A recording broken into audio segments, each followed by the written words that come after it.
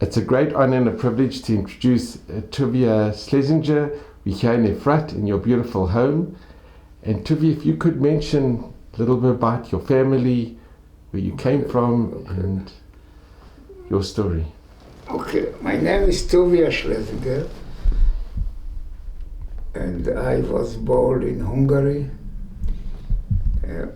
in 1935. I was born in a little city. I am not sure you call it a city, but it is a place in the south of Hungary called Szarvas. Szarvas is S-Z-R-A-V-A-S. It is the meaning of the name in Hungarian is tzvi, what do you call it? Deer. A deer. Probably it was there, the place of deers, sometime. The Jewish community in this city was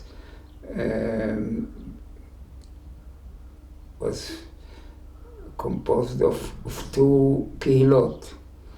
One is, as you know, in Hungary, after 1850 or something like that, there was a separation of the Jewish community in Hungary to Orthodox and Neolog. Mm-hmm.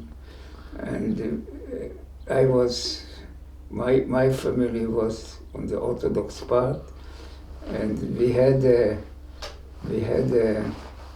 little community of about 80 families of Orthodox Jews against about 200 Jewish families of Neolog Jews. But it was a total separation, which means these two kehilot had even two cemeteries on separated, one edge of this city and one in another edge of the city.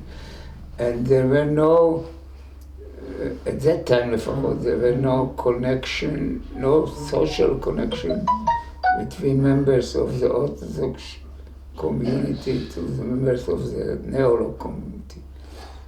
Of course, the most of the educated and modern people were from the Neolog community, doctors, lawyers, others, and the Orthodox was more conservative, but also included very educated people. My father, for example, was a Talmid Chacham. He was called Pinchas Shlomo Schlesinger, on the name of his grandfather,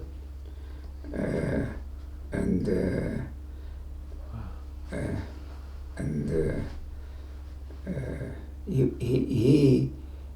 learned 7 years in Yeshivat Pressburg, I think it was the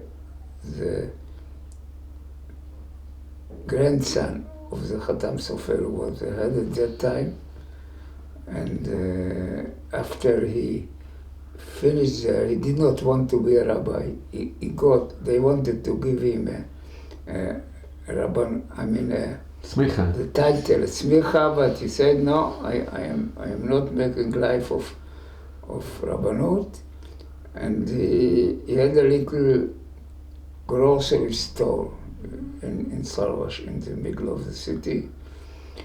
And my mother, who was from the other edge of Hungary, near a little name called Sharvar, Sarvas, and it was near Vienna, near the border to Austria. We were on the south of Hungary, Szarvas was the south Hungary, and it was near to the Yugoslavian border. So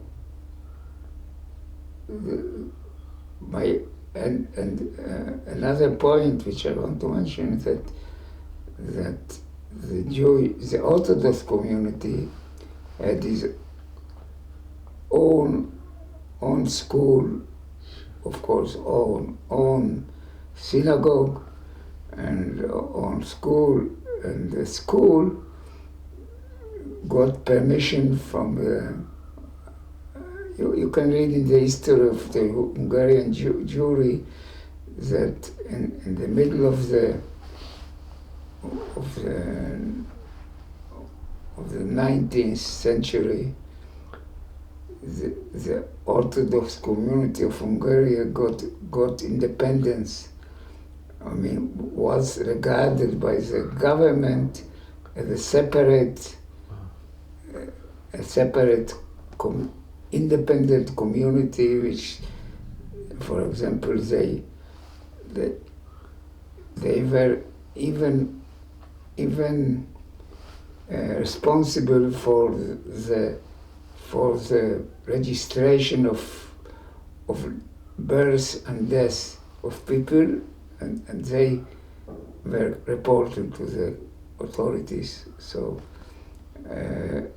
and it was a closed life of the community, and the Orthodox community had its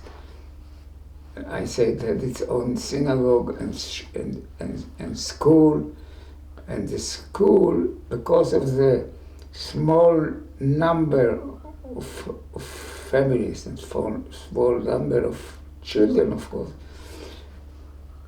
the school was a grammar school, which the system was that you go to the Hungarian governmental system was that you go to elementary school, which is four classes, and then high school, gymnasium, which was they call, or some other kind of high school, which was 8 years or something, 4 years, from 5 to 8. It is like our system here for eight classes, but there it was already it's called already high school, and because most of the people in Hungary finished four grade and went to work or something like that. It was because the Hungarian society, like in the rural places like Szarvas, they were most of them farmers, and they needed the children to work on the fields, and they did not want to teach them, and it was no duty to send children to school except up to the fifth class. But we and the Jews, even the Orthodox, for example, our community, the boys were going to Talmud Torah or Yeshivot after the fourth grade, but the girls went to the next 4 classes in non-Jewish schools, because they had no, and the Orthodox Jews in Hungary were in the German Jewish system, which means they wanted education. Even the most Orthodox. They wanted the children to be educated. So the girls they sent to high school, but they even agreed to send them on Shabbat. It was a psak din of the Rabbanim that you can, that because you need to be educated, so the girls can go to non-Jewish schools, but the government agreed that Jewish girls in the school, they come to school in Shabbat, but they don't write. It went on for many years, and all time it was the situation. So I remember my sisters coming. They were already over the fourth grade school. They were coming on Shabbat from school back to the meal. Okay, this was our Sarvash community, and so my father has his grocery store, and my mother had her own store in the market for selling chicken. I mean, slaughtered chicken, kosher. Mm-hmm. It was a place when she were buying the chicken and the goose and all these things, and went to the shaychet and was cleaning them and making it kosher, and she was selling them on the market, but a little store in the market. So they both had their own business. I mean, and we were, and in our home there was a living in Hungarian woman, which we call shikse, you know. A non-Jewish lady. But she were living in our home. She did not have, I have to say, she did not have her own room. Wow. We had a little store near the kitchen, a food store. I mean, all things were inside there, and it was quite big. And there was a bed, a folding bed, which at night she was taking out to the kitchen and open it and sleep there. But she was the first one to get up, and I remember her saying with the children, Odeani and everything.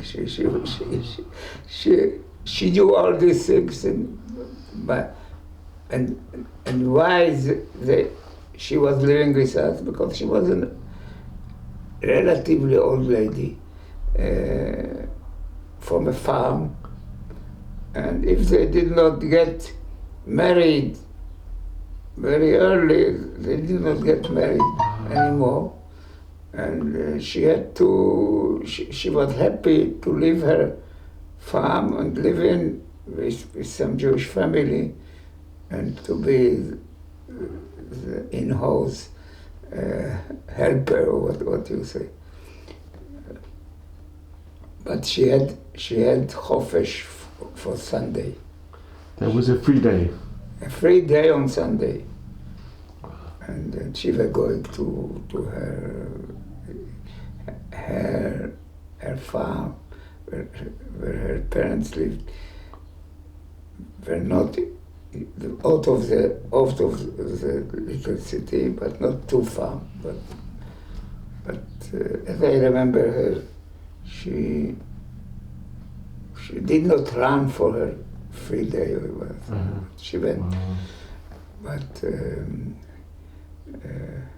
and I can tell you also about the population in the because most of the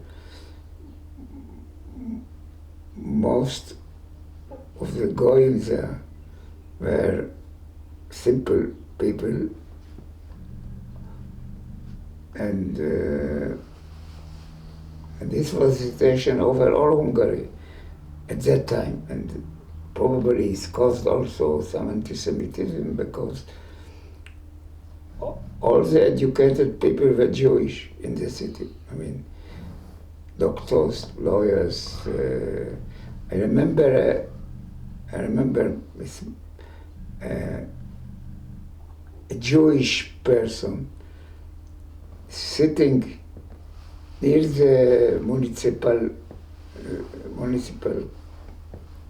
building, and he had a little a typewriter, and he was for a little fee he was typing governmental forms to fill out licenses and everything, and the people came and they did not know, they were analphabetic, and they needed somebody to type a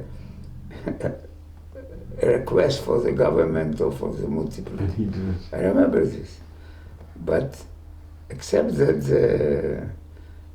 there were also many non-Jewish stores or something like that, but big part of the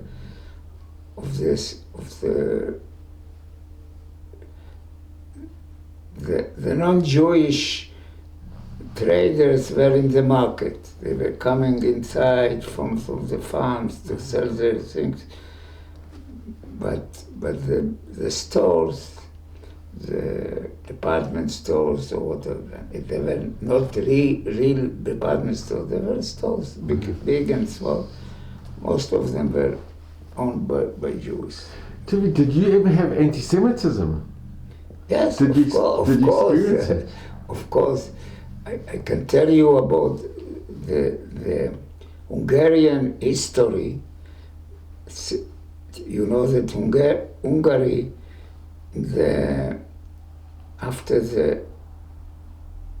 took part in the First World War on the side of the Germans, and the war was finished by the victory of the other side. So they punished Hungary in a big international meeting, and they cut. It was in Versailles. They had the Treaty of Versailles. And they punished Hungary and took about 30% of their territory and gave it to Romania. So it was a big.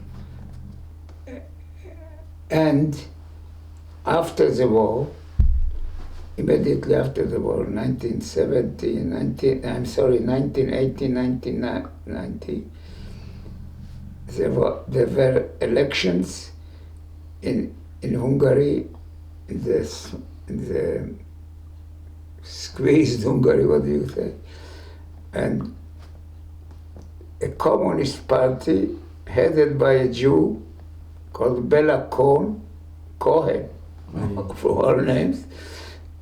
They win the elections, and they tried to make a communist government and law in Hungary. But after maybe, I don't know, 3-4 years, there was a military putsch, and a person called Admiral Horthy took over the government and pushed the government and made a dictatorship, a military dictatorship, and democracy went away. And this was a situation when I was born in 35. They already, after that, because this communist government or something like that, which it was very, very against Hungarian nationality and so on, they took revenge, and they made anti-Jewish laws already before the Germans. About the same time, it happened in Germany, 1933. There were a lot of anti-Semitic laws. For example, there was a law called numerus clausus, which means limiting the Jews in universities. You cannot go to a medical school because they saw too many Jewish doctors. They have quotas, they put in quota. So they made quotas on Jewish people who learn medicine in Hungary. And all Jewish people who wanted to learn medicine went away to Romania or to England even. So I remember my childhood under the anti-Semitic atmosphere already. You felt it? Where, of course, when we were going to school, I remember once, for example, a very nasty thing, we were going to the Cheder in the morning, and to Jewish school, and we were going, of course, it was not very close to home, it was a walk of half an hour or 20 minutes walk, and near our, on one of the main street where we have to cross, there was a Hungarian orphanage home, and the children from there were even attacking, or I don't know. They were making moves against Jewish Orthodox Jewish children who were going with a not with a yarmulke, but with a hat. And I remember one interesting thing, because we were told, of course, in the Cheder, that you should not walk 4 amot without your hat on, and these non-Jewish children were a little more bigger from us and more older from us, and they knew that thing, and they were going. When we went to school, they attacked us. They said they not attacked physically, but they come to you and they took off your hat, and we were so stupid. We thought, of course, you should not move 4 amot without a hat. So we were saying and crying, give me back my hat. So it is one of my memories. And I remember one day it happened close in the main street, close to my father's grocery store, and he saw it and he came out and gave them, but usually we were helpless. So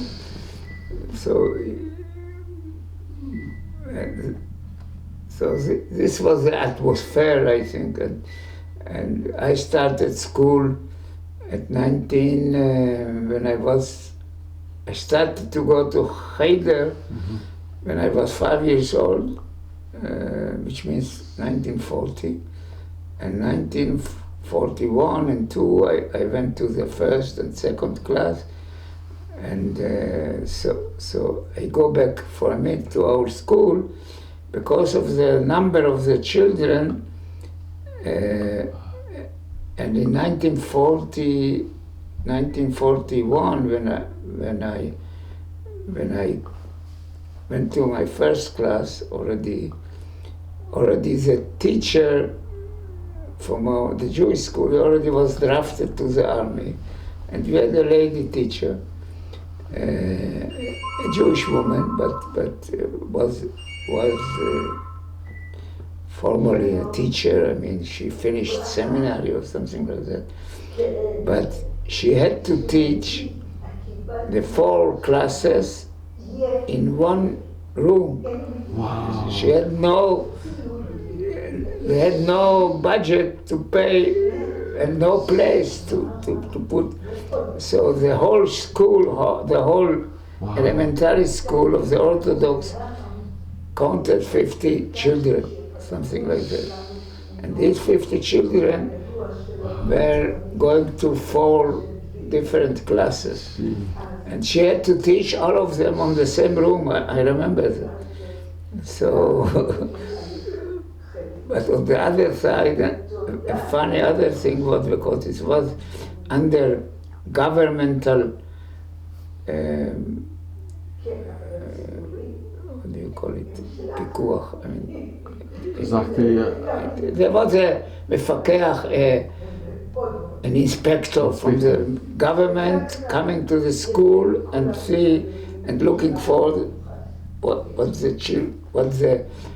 the Haredim here in Israel opposed, what's a limudei liba, which was you had to teach, of course, the Hungarian language and Hungarian poetry and Hungarian history and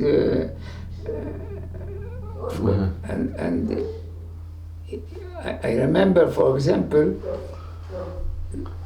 the nationality of the Hungarian government, the national, you had to, because it was under governmental inspection, the first thing you should do in the morning, when you open the school day, all of the children have to stand up and sing the national anthem, Hungarian national anthem, like this. And one other thing which shows the nationality, the national atmosphere, after this anthem, there was, of course, a big map of Hungary on the wall, and it showed very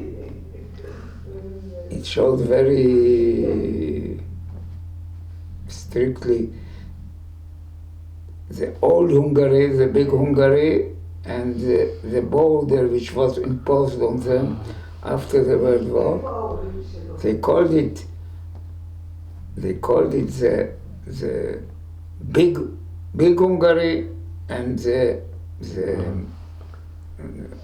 I don't know how to translate this, the invalid Hungary or something like that. And after the anthem you sing, the teacher, she was Jewish, but she had to show the map. Wow. and to say every day, to say before starting, children, do we agree to this disaster? Wow. And all of them had to shout, never, we will not agree to this. We have to fix this thing. This was the atmosphere. I remember only also other thing, I have to tell the truth, that when we were singing the Hungarian anthem, we the Jewish had another version of this, and we were under our murmuring, not the wrong ways. Not the official. Wow.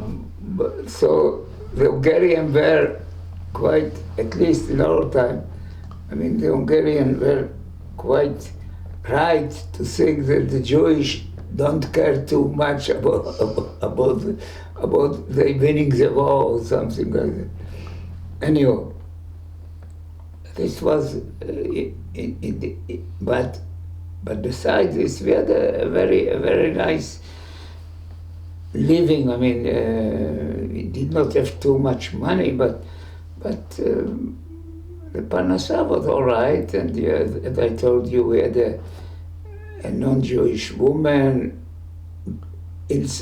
living with us, helping at home. Were you in a Jewish area? Was it a Jewish? No. There was a place, I mean, an area around the shul, the synagogue, in which many Jewish families lived around, and later it became the ghetto. Mm-hmm. But we, for example, lived quite far from this, and we had non-Jewish neighbors and also Jewish, I mean, Neolog Jews, which we did not know. For example, it is interesting to note that after the war, when we already were in Israel, once I took my wife and some of my children to Salvash to visit there. And I remembered our non-Jewish neighbor from the other side of the store, because we were playing with the children on the street. By the way, the street was not like in old time. It was unpaved street. Each side of the houses, on both sides, there was a big, like a tunnel like that, which were all the sewage were going there, and the water and everything. And in the winter, the water went through this way. So, and there was mud and everything in the winter, like.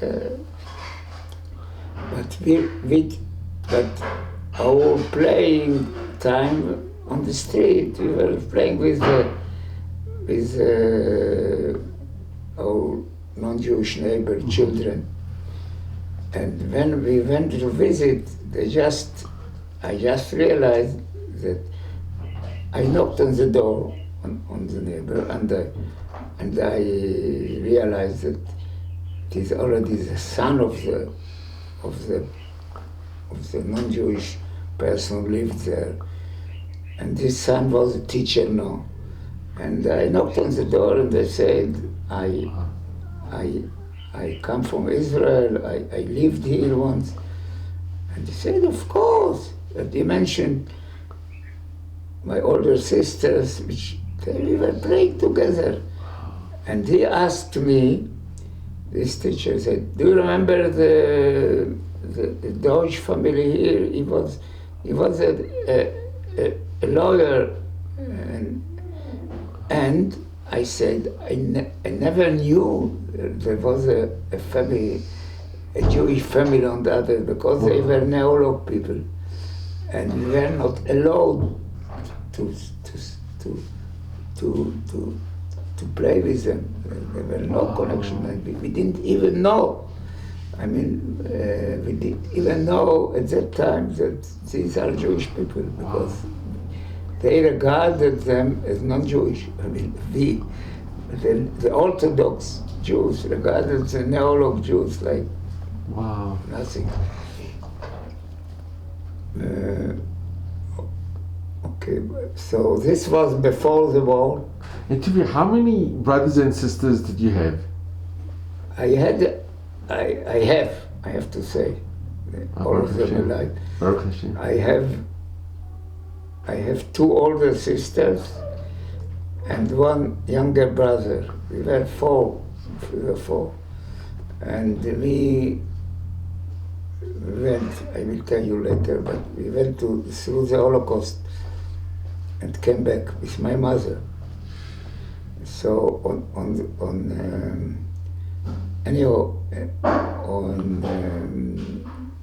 we come to the years of the Holocaust, 1940, about 19. I was 5 years old, and 1942, I was 7 years old. So 1941, I went to the school already, and 1 year before I went already to the Cheder.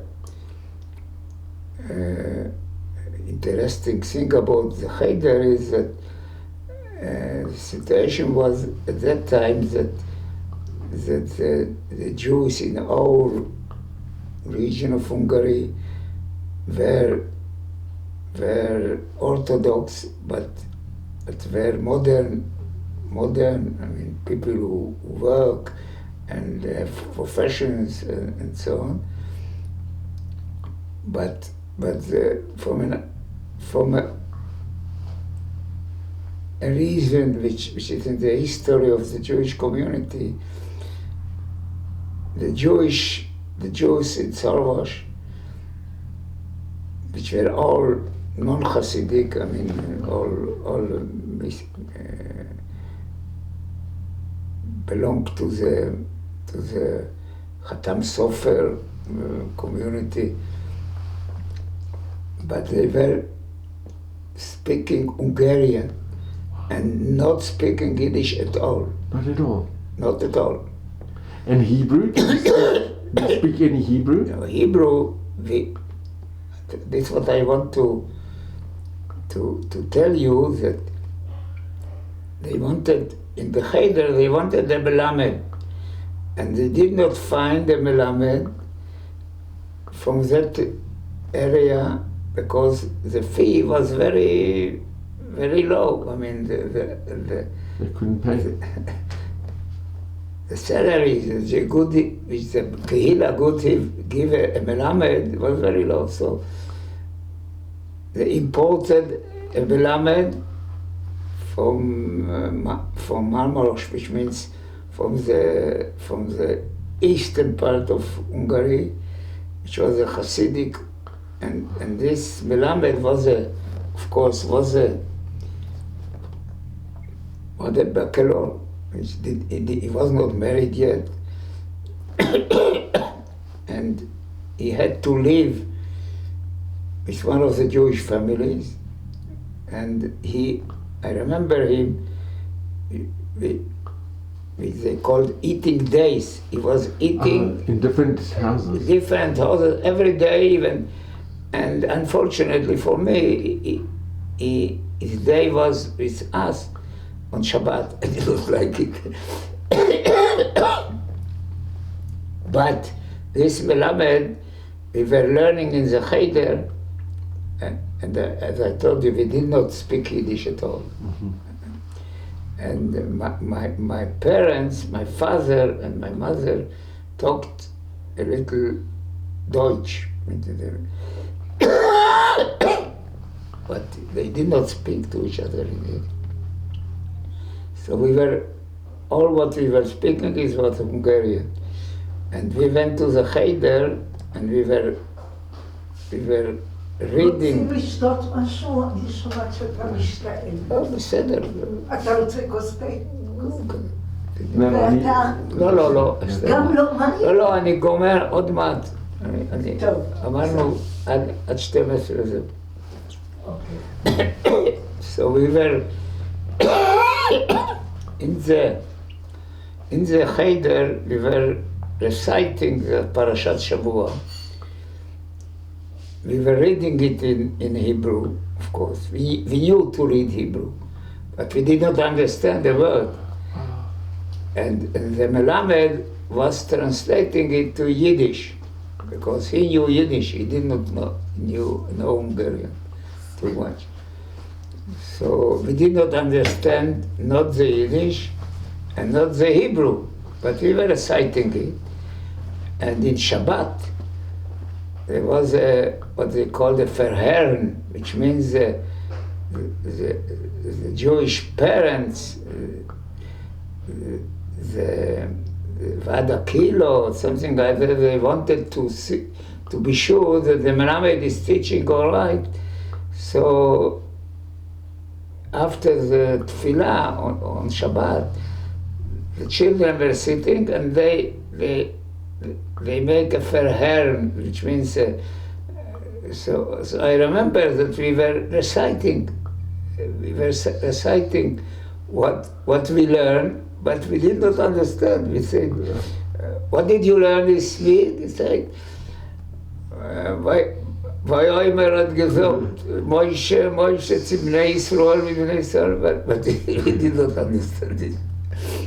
And I don't know how our parents did not do anything about this, but they thought later they will learn. So, but anyhow, it was a very ordered living of the Kehila, and we had a rabbi, of course, and also our rabbi was somebody who came from the east. He had a Streimer, I remember him. The only one in the shul who had a Streimer was the rabbi. By the way, after the war, this rabbi, I remember his name, Meislich, and he became a big rabbi in the United States. But at that time he was, and even the rabbi, I understood later, they could not, the Kehila could not afford to pay a rabbi a real salary, so the family of this rabbi, his father-in-law or something, bought his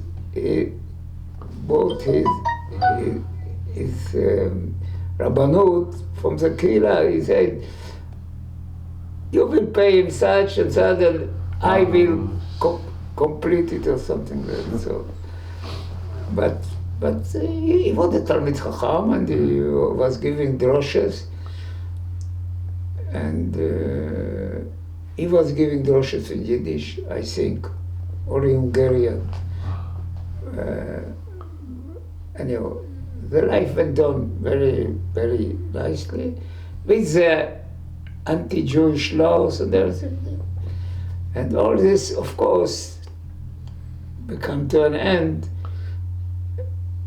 about 2 years before the Holocaust. I mean, in Hungary, you know, the Holocaust in Hungary was later. 44. 44, yeah.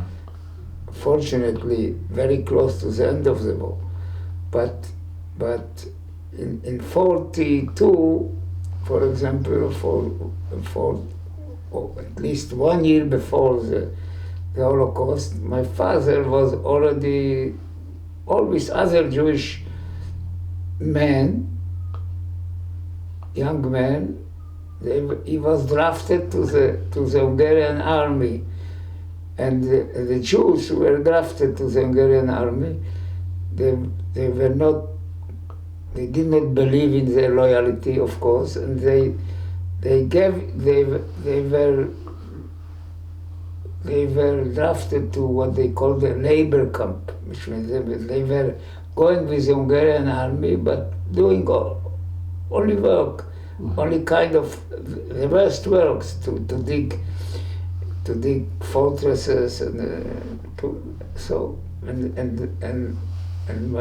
my father, Zichrono Livracha, he did not come back from this.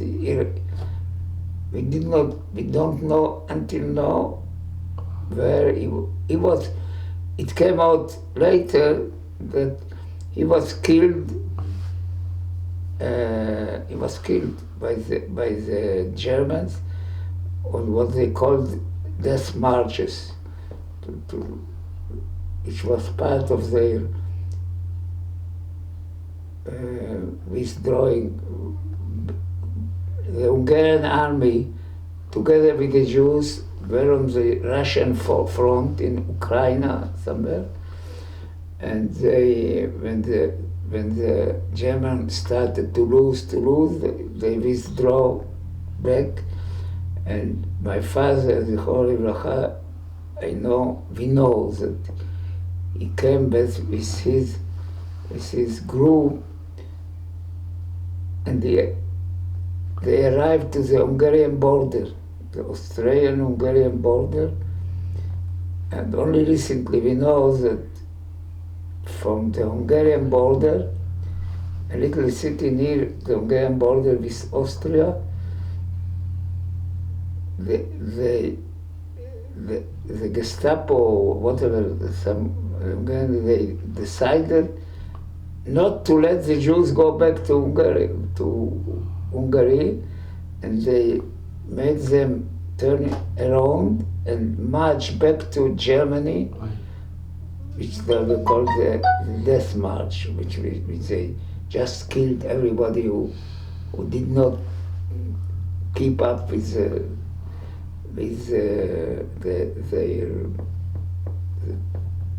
rate of the going, and my father was killed there. We don't know if he buried and where. And Tuvia, do you remember the day your father left? Do you remember saying goodbye to your father? I remember my father. I remember standing near him in the shul in Shabbat. I remember him very, very clearly when he was coming back from his work in his store. After Mincha Meire, we came home, and we had supper, and we had a very little apartment, and it was made of a kitchen and a big living room, which was serving also as a room for the children to stay. And me and my two sisters and my brother had two big beds there in that living room. It was a living room and a bedroom for the children. And I remember we are going to bed, and my father sitting near the table and learning Gemara every night. I remember his mangina. I remember this. So I remember him, and I remember him, of course, on Shabbat, on Friday evening, giving the bracha to us. I remember him.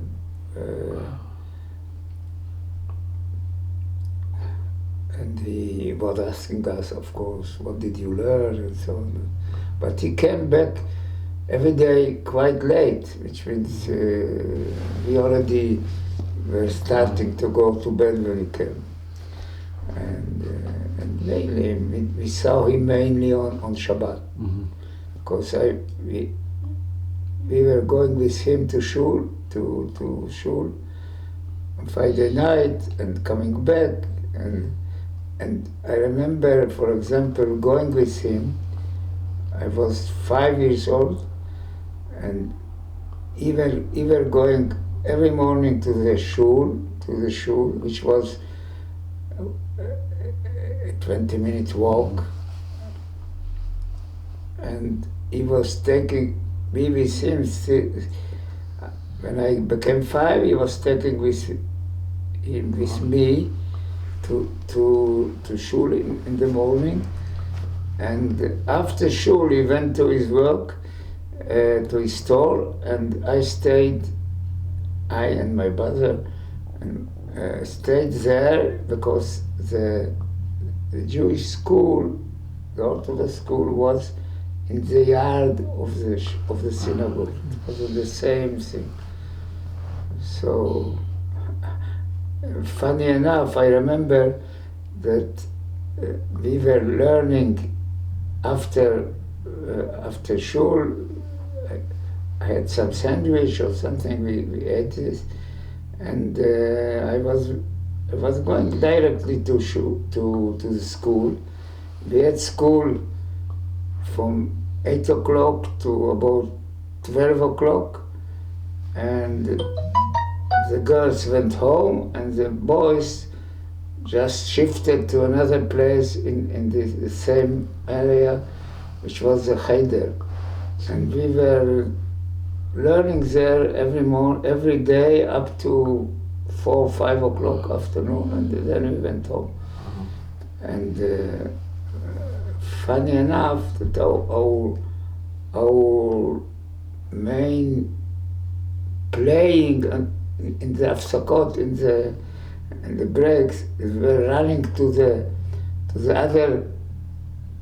other corner of the yard, which was the place of the shoichet, at the pinazar, and we were looking. Our fun was to look how he made the tarnagolot, and he was shochet the tarnagolet, and he was putting it on a place that the blood will go down, and then he was taking some earth and putting on the blood and making a bracha and so on. So it is a vivid memory, but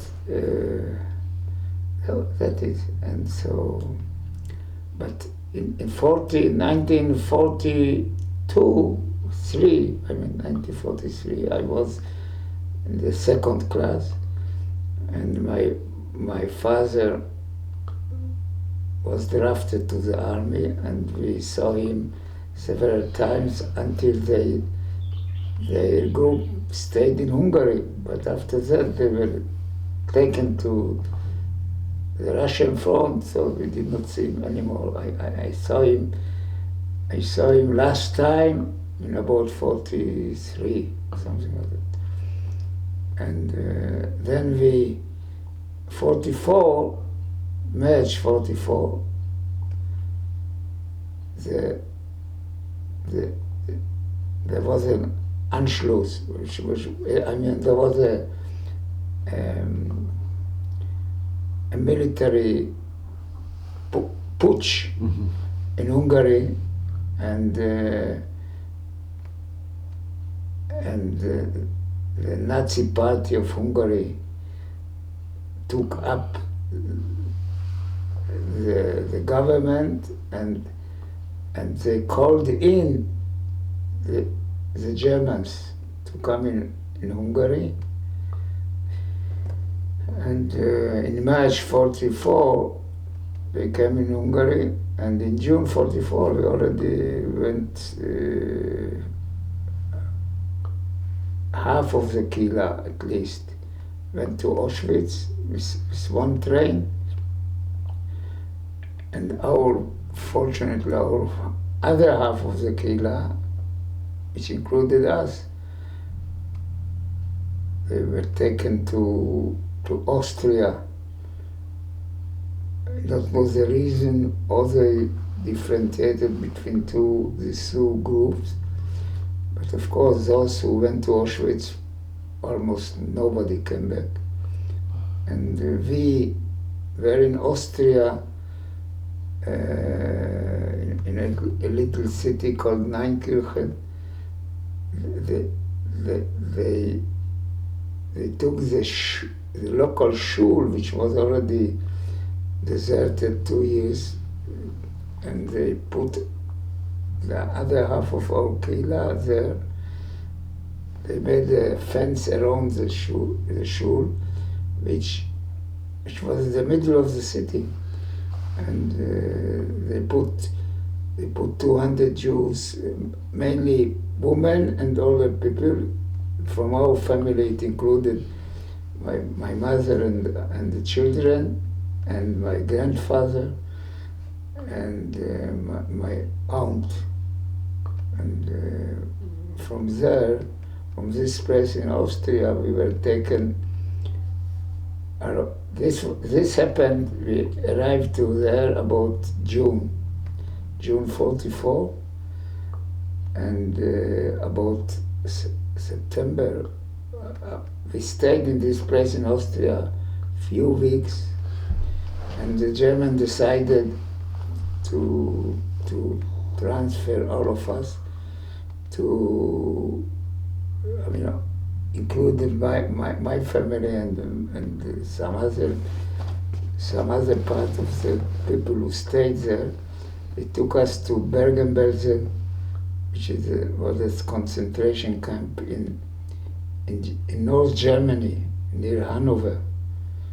And we were, this concentration camp was not,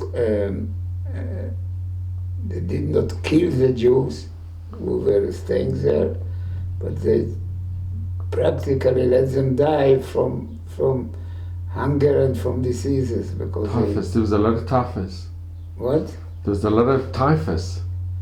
No, a lot of things. I mean, they did not have any medical care, and I remember this very clearly. In this place in Bergen-Belsen, we were living in a barrack like that, and every morning you had to made a counting like this. Everybody came out before and we were staying. We were standing there maybe 3-4 hours. They were counting us, and they say you made mistake, and they started to count again and to count again. And but the main thing was that the food they gave us was 150 grams of bread, which was not a real bread. It was mixed with some fiber. I don't know what they put in there. And a soup every noontime, with a little vegetables in it or something like that. And together with the bread, they gave you some pieces of margarine or something like that. And that was the food. They gave you once a day a soup, and we stay in this place from October up to March, which means about 5 months. And did you have to work in the camp? No, we didn't have to do anything. You were just Our only occupation was to stand there. They count you, they go back, and they starve. I mean, nothing else. And on about March 44. I mean, after 5 months there, they decided, because the English came close already, they decided to evacuate us from Bergen-Belsen, and they took us on a train, decided to transfer us to Terezin, which is a place, Theresienstadt, which is a place in Czechia. It's near Prague. Near Prague, but this way, which is a few hundred kilometers this way, but it took us almost 10 days because they were pushing the train for some distance. They had no engines to the train because they needed already the engines to military, and they were leaving the train just with 2-3 German soldiers with a machine gun at the end of the train, and that is. And they did not give you any food, anything, and for 2 weeks or something. So how did you survive without water? I don't know.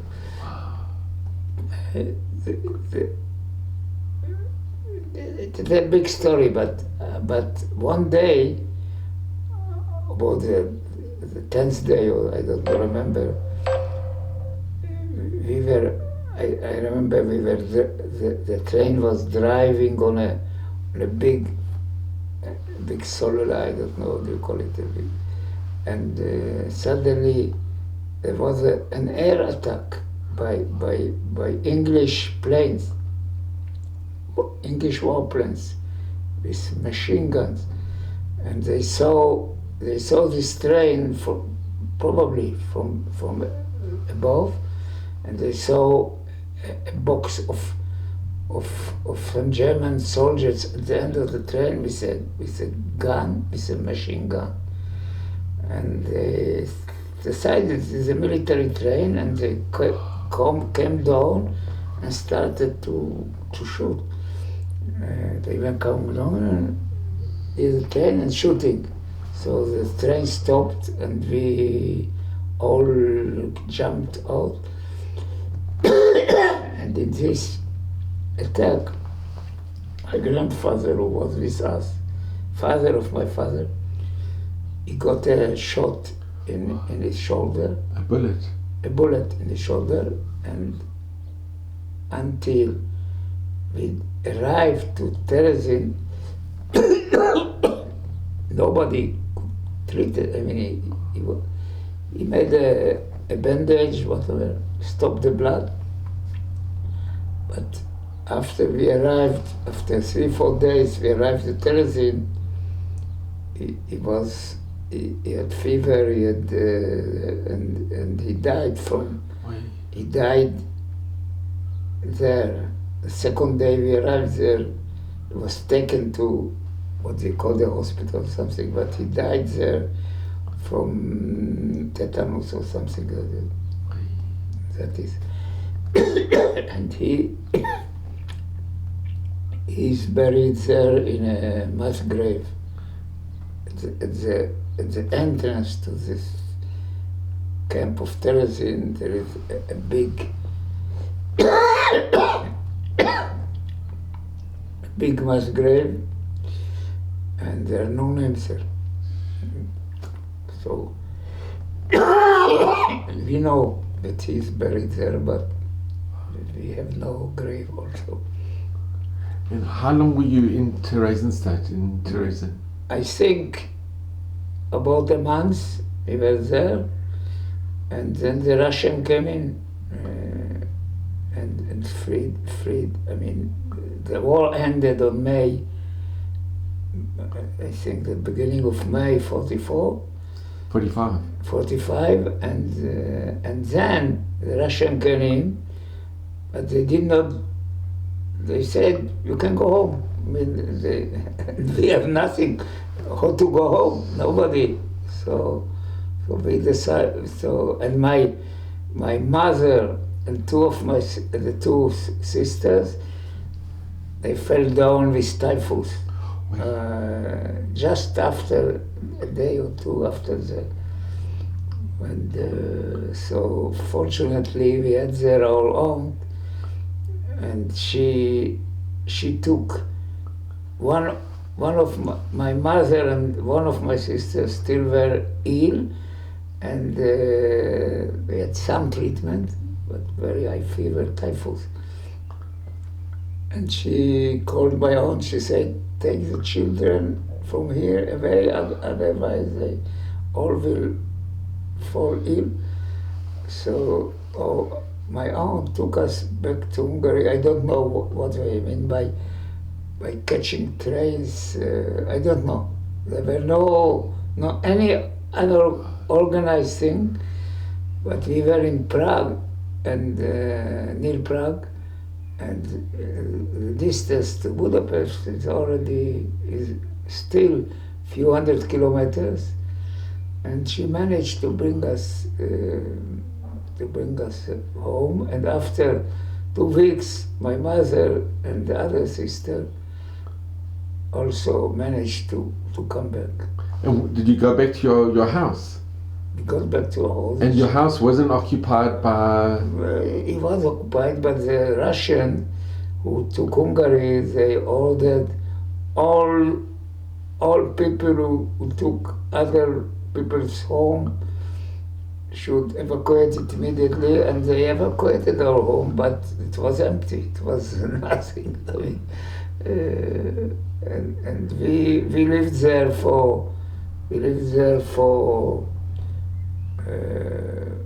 with no food, with no parnasa, with nothing, but we had our home, and the Kila somehow managed to start new life, but I mean, they got back the shul and they don't, but I don't remember they opened the school. They opened the school, but it was a communist school already. So after some time, fortunately enough, I mean, my mother was waiting to her husband. She did not know, will he come back, will he not come back? So we went, there was arrived some shlichim from Eretz Israel, and they managed to make like an orphanage, Jewish orphanage for children who are ready to go to Palestine. Because British mandate Palestine, yeah. Can, but it was unlawful to go. It was what's called Aliyah Bet. They had the blockade. The British had the blockade. No, they did not. And they didn't allow. So we stayed there in this little place. We learned Hebrew. We were chalutzim. I mean, and with Bnei Akiva. It was a place of Bnei Akiva in Hungary after the war, and the place called Desk, which is near our city, near our Salvashore. A big story, but there is a book which was written by us, some of our group, somebody of our group who became a professor for history in Eretz Israel. It's called Avraham Ginsburg, and it's called the Kfar Yeladim Desk. I mean the children's city, the children's farm desk in Hungary. You can read this. It is you can get it in. But after we stayed there about half a year or something like that, and we made Aliyah by Sfinat Mapilim. It's called. You know what is Mapilim? Yeah. It's called Knesset Israel. It is a Onia. It was a boat. Not a boat, a ship. A ship, yeah. A ship, which was not a passenger ship. It was a converted into. It was a ship which carried 4,000 people from Hungary, and we all were caught and went to Cyprus for. The British blockade. They caught you. Yeah, yes. And they sent you to Cyprus. To Cyprus for a year, almost a year. So. And you were in the camps in Cyprus again? No, but we were laughing about this camp. I mean, we compared it to Bergen-Belsen. We said, it is like heaven.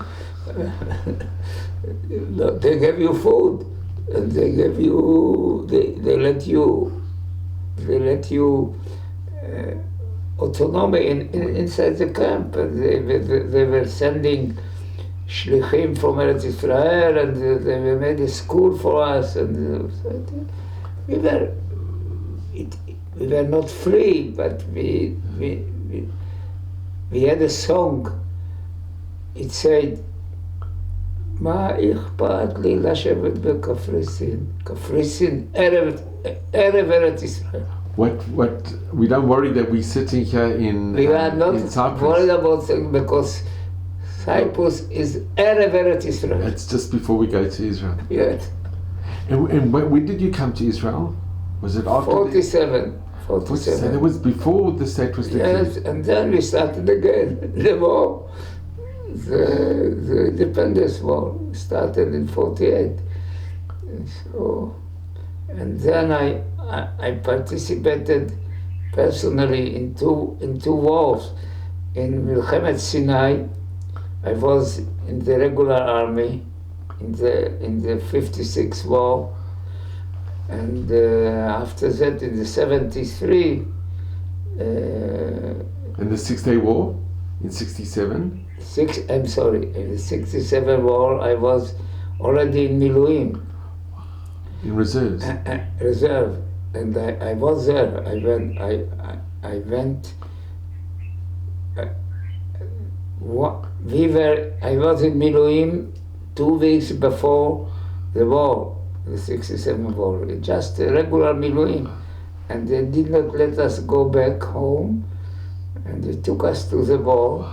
67, I was near Jerusalem on the war. I was in Chel HaShirion, was what do you call it? Armored Chel HaGlim, Hermesh. It's called armored infantry. So I was there already. I was already married, and it was the middle of my PhD in the Technion, and I went.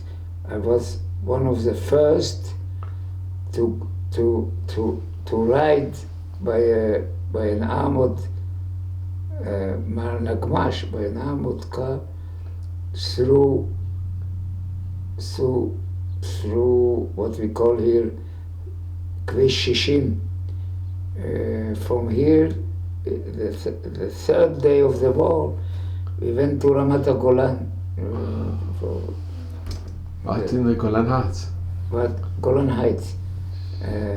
I was a sergeant in Miluim in the Chel HaKesher, in the communication unit. I was a personal kashar, what do you call it? Kashar, which means, at that time we had no wireless communication. We had little machshirei kesher. We were making Morse. You know what is Morse? Morse code, yeah. Morse. I was a Morsist, and I was the personal kashar of the general who was the head of Chativat Harel, which was okay. This was, and then we had also, in the 73 war, I was already in the reserve, of course, but I was in a special unit because I was working already in the Israel Atomic Energy Commission as a physicist, and we had to stay in our research center in Sorek, which is for any case that there will be bombs there or something with it. That is so. Tuvia, can I just ask you, when you went back to your home, your original home with your children, when you went back to Hungary, was it very traumatic to go back? Was it very difficult? No, it was not difficult because this. I found my home, my house. It still exists today? Still exists, yes. And did you go inside? No, it does not exist like, first of all, we left the house there, and after some years, my mother managed managed. It did not give us any money, but she managed to sell the house from Israel, to sell the house, but she did not get any money because the Hungarian, it was a communist regime, and they said you can get it only by Hungarian money and you have to spend it here. So it just went away. But we found the house. They converted it to a little ice cream shop or something like that. But we were inside, and I showed it to my children. But mainly, the fact is that Hungary, at least at that time when I went there first time, 1980 something, 1990, our street was the same. I mean, they did not make any development. It wasn't paved? They didn't pave it? Maybe they already had some pavement, not a real one. And we found the store of my father and the store of my mother, and it did not change too much. And the shul they bombed it. I mean, the shul was not existing; it was in ruins. But we could find I could find my grandfather's house. It looks like the same. It looked like the same. I mean, no magic. I can tell you that, for example, we went to you heard it from my wife, that her house also existed, and 50 years after after they left there, the house, when you went in, you saw the place of the mezuzah unpainted. It was like very white. They did not do anything. They just made it as a store of a business, and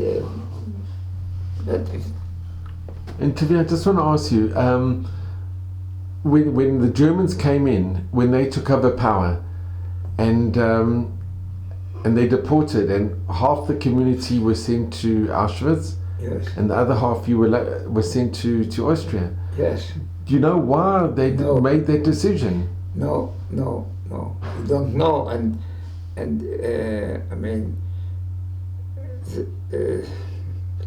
what is I would say irony of the man, the Russian call who they gave him the task to prepare lists of 2 groups, and he put himself and his family in the group which eventually went to Auschwitz. I mean, he did not know. Nobody knew. There were rumors, everything, and nobody knows until now what made the decision. I think, and many people think, that it was just a question of logistics of the train system, which they could not, for some reason, they could not go through to Auschwitz with the other train, and they decided to shift it to Austria because they wanted to finish the work. I mean, the authorities in Hungary, who were Eichmann, who were responsible to transfer the Jews to the Germans, they wanted to make the job, and they had no trains, and so they had no way to find the track to Auschwitz. So they said, okay, let them go to Austria. There was a camp called Strasshof, a place where they distributed the Jews who were there to like Auschwitz. A transit camp. It was a transit. Yes. So they put us there, And we arrived there, and they put us after a day. They sent us to this little place, Meinkirchen, but they realized after some time that they did not finish, so they took us to Bergen-Belsen. And did you have any family that was taken on that transfer to Auschwitz? Well, of course. There was family of yours that went to Auschwitz as well? Not very close family, But you had family and friends and friends and other places. And I said the Rosh Kahal, the head of the who is community. a second aunt, a second uncle to me. He came back, by the way. But at least half of the Savage community did not come back. Wow. So I just want to very quickly, Tuvia, this has been, I'll be 1 second, but I'll just stand over here. So Tuvia, I just want to I want to thank you so much. We met in Kolalev. I have to thank you. I cannot tell you how much I appreciate this, and just mazel and bracha. It's a miracle. It's a miracle that you didn't go on the one list and you didn't go to. Yes.